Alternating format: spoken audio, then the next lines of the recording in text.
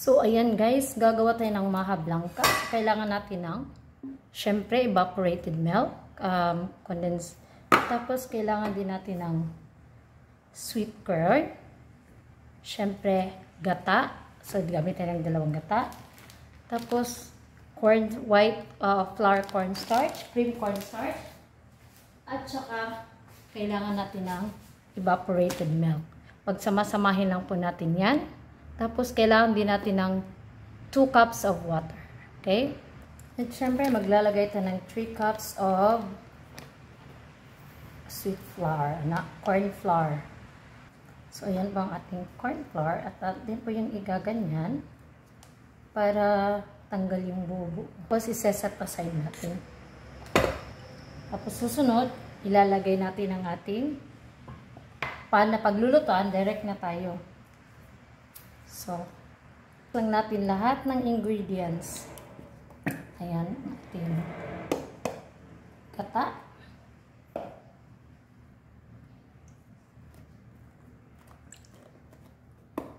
Ayan ang ating gata. Tapos, isusunod natin ang ating, of course, ang ating evaporated na milk. Siyempre, ang ating corn. Ayan ang ating corn. Ito ang ginamit ko. Masarap po kasi ito sweet. Ayan. Lalagay natin ang ating corn.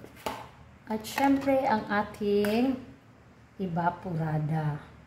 So, evaporada guys. Hindi na po tayo maglalagay ng sugar kasi mas matamis na po ito. Ayan.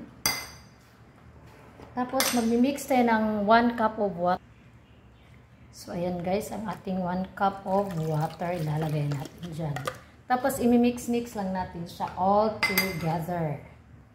So, i-mix lang natin siya. Mix very well para mag-mix lahat ng ingredients bago natin siya isalang sa apoy. Pero hindi ko pa nilagay ang cornstarch guys ha, later ng cornstarch. Papaboil muna natin siya for, kahit mag-boil lang siya ng, first boil lang, saka natin ilagay ang ating cornstarch. Ayan. So, iti-taste natin siya guys kung matamis, kasi kung hindi,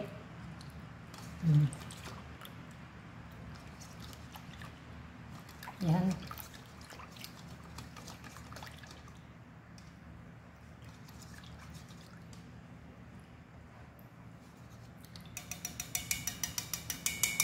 Okay.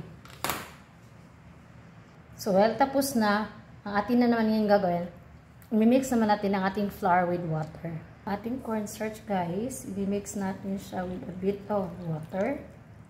Kunting water lang, guys. Ma-mix lang siya. Make sure na wala siyang buo-buo.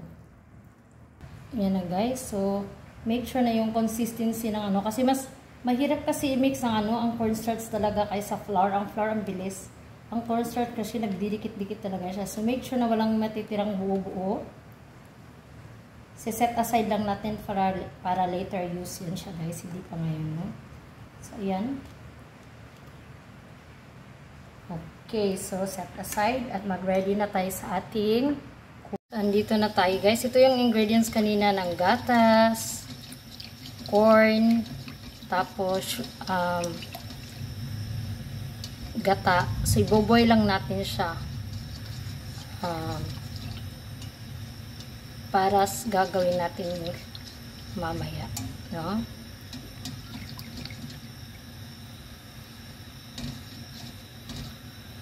Layin natin siyang mag-boil.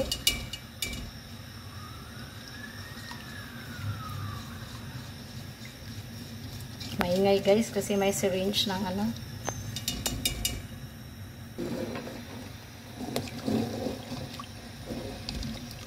Kailangan mo siyang ganyanin guys para hindi maano yung ibuboy lang natin siya, hindi natin siya pag boil niyan saka natin ilagay yung cornstarch. Ito po guys ay gagamitin, magandang recipe po to pang New Year, Christmas, hindi naman po ito magasto. Masarap pa. So, wait lang natin siyang guys, so nagsisimula na siyang mag-boil. Pag nag-boil na siya, hinaan na ang apoy. Once malagay na natin yung cornstarch na yon, hinaan natin ang apoy. So, ito pala yung note. Pag feel nyo na medyo hindi pa siya matamis, pwede nyo siya ditong i-mix ang cornstarch at sugar. Ako, hindi naman ako kasi mahilig sa matamis. So, enough na sa akin yung tamis ng gatas. So, ayan. Start to boil na siya. Hinaan natin ang apoy. At ilagay ko na itong cornstarch. Ayan, dahan-dahan kong ilagay ha. Ayan.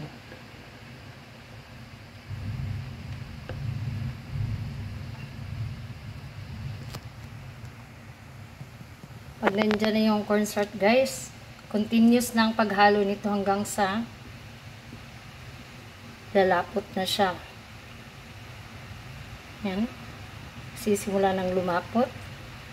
Wag na wag nyong i-stop ang paghalo para hindi siya magdikit at hindi masusunog.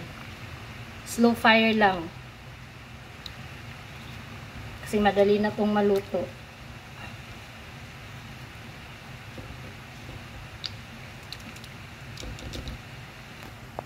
Ayan, konting iwan lang. Amoy na din siya.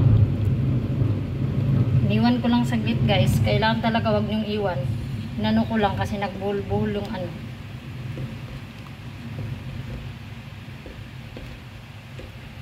Hanggang sa mabuo lang yan guys. Maging consistence lang yung ano.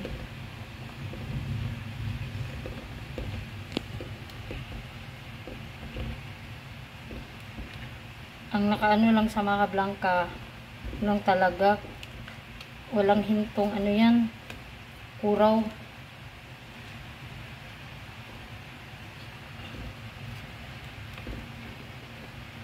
Basta ang apoy lang guys, mahina lang, para hindi masunog. Kasi konting ano lang yung masusunog yan. Guys ha, hindi ko na napakita sa inyo paano ko ginawa kasi ano, nasunog siya.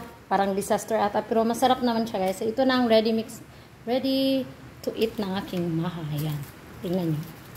Nakalimutan ko pala lagyan ng butter kaya pinaibabawan ko na lang para hindi siya masyadong dry. So, ayan na guys. Bye!